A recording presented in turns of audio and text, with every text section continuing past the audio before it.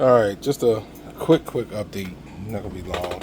I'm still gonna do a input test video, but I had to wait a week or two to get this done. I'm getting a wrap put over top. Well, I'm gonna get some artwork put on the top. I don't know what I'm gonna do just yet.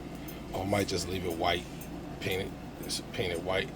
But what I did was I went and got a plate, local place, cut it for me, fits nicely. I had to trim off a little bit just to get it to recede in there, but at least the holes somewhat line up. They're a little off here, but other than that, the place did a good job. I went and put a hole in here because I did not want to mess up the original one, even though I kind of messed up the artwork on it because I put tape over it while they had it to call myself not damaging this, but as you can see, I tried to get the adhesive off, but that didn't work too well. So, but I wanted to save this just in case if I ever decided, screw this, I don't want to play no arcade games no more. Nah, they ain't having no time soon. But just to have it as a spare. Plate wasn't that much. Go to your local metal shop, they might charge you, a few dollars. This was like $50 for them to trim it to the size I needed. I showed them this one and they trimmed it to the size I needed. And I went back and cut holes for the joysticks. Kind of messed up a little bit because I meant to push these buttons over a little bit, but I ended up following the guide off of here. But I bought the little small trackball that actually fits. I did a dry fit with the joystick. But the little heads up.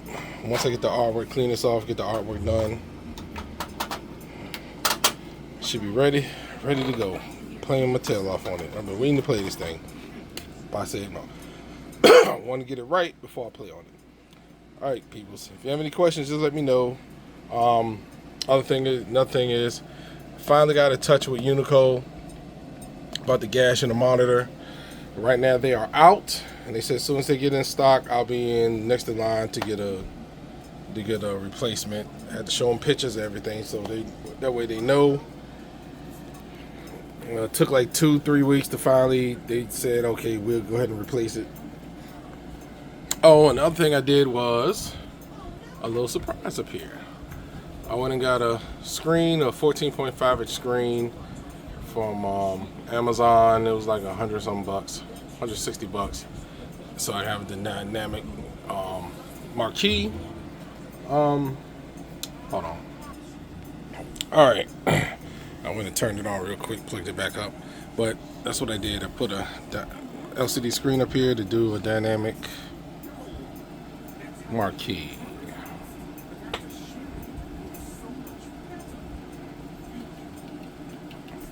So that way it'll change depending on what game is up here.